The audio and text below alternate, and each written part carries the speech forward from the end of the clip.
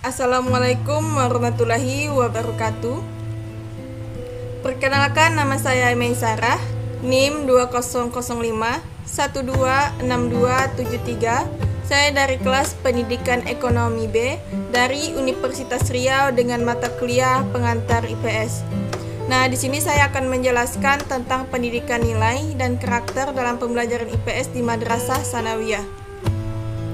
Sebelumnya kita harus mengetahui apa sih pengertian dari pendidikan nilai dan pendidikan karakter itu sendiri.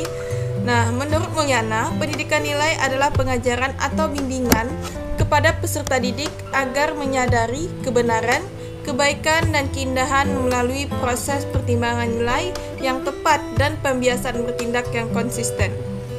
Sedangkan pendidikan karakter adalah pendidikan yang mengedepankan esensi dan makna terhadap moral dan akhlak sehingga mampu membentuk pribadi yang lebih baik. Selanjutnya, klasifikasi nilai terdiri atas dua. Yang pertama, nilai instrumental dan nilai terminal. Nilai instrumental adalah nilai antara dan nilai terminal adalah nilai akhir. Menurut Frankel, nilai adalah standar tingkah laku, keindahan, keadilan, sejahtera, kebenaran, dan efisiensi yang mengikat manusia dan sepatutnya untuk dijalankan dan dipertahankan.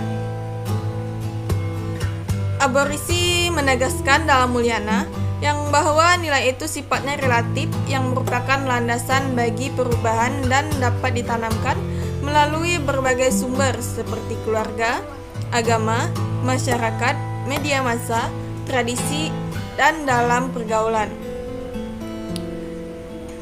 Contoh manusia yang memiliki nilai instrumental yaitu hidup bersih, dia memiliki nilai terkecil yaitu nilai keindahan dan nilai kesehatan.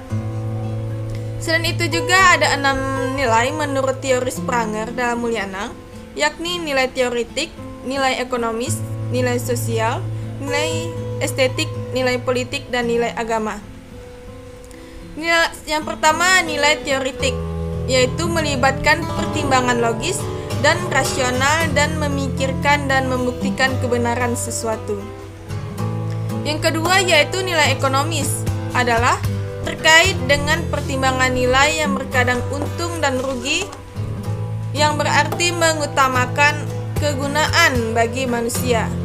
Dan yang ketiga, nilai estetik, juga disebut sebagai nilai keindahan, yang sangat tergantung pada subjektif seseorang. Yang keempat, nilai sosial adalah berakumulasi pada nilai-nilai tertinggi, yakni kasih sayang antar manusia. Yang kelima, nilai politik adalah kadar nilainya bergerak dari pengaruh yang rendah menuju tinggi atau sering disebut sebagai nilai kekuasaan. Dan yang keenam itu adalah nilai agama yang merupakan nilai yang bersumber dari kebenaran tertinggi yang datangnya itu dari Tuhan. Jadi, nilai sendiri merupakan fondasi penting dalam menentukan karakter suatu masyarakat dan suatu bangsa.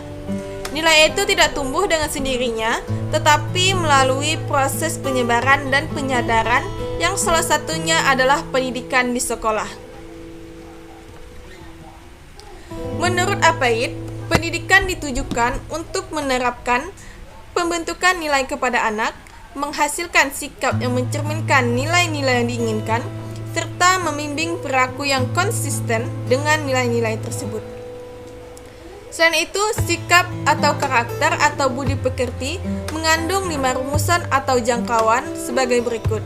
Yang pertama, sikap dan perilaku dalam hubungannya dengan Tuhan. Yang kedua, diri sendiri. Yang ketiga, keluarga. Yang keempat, masyarakat dan bangsa.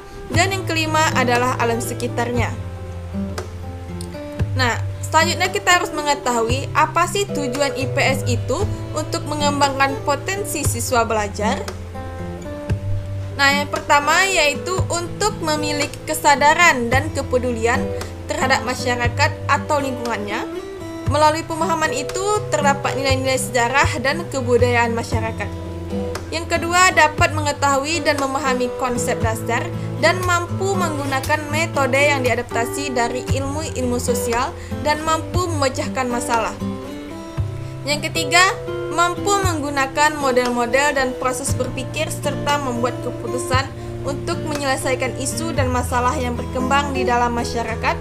Yang keempat, menaruh perhatian terhadap isu-isu dan masalah-masalah sosial serta mampu membuat analisis yang kritis. Dan yang kelima yaitu mampu mengembangkan berbagai potensi sehingga mampu membangun diri sendiri agar yang kemudian bertanggung jawab membangun masyarakat. Selanjutnya kita harus mengetahui apa sih status pendidikan nilai. Nah, status pendidikan nilai yaitu yang pertama sebagai konsentrasi kajian yang terdapat di perguruan tinggi seperti program Pancasarjana, yang kedua sebagai mata pelajaran dan yang moral, dan yang ketiga sebagai bidang studi pembulat. Yang keempat, pendidikan nilai dan karakter dalam program integritas. Yang kelima, berikan dan karakter dalam program ekstrakurikuler. Yang keenam, serta dalam pengembangan kurikulum tersembunyi secara alamiah ataupun tidak direncanakan secara khusus. Selain itu juga ada proses pembentukan dan pengembangan nilai-nilai pada anak didik ada 5, yaitu menyimak dan menerima, kemudian menanggapi, memberi nilai, organisasi, dan karakteristik.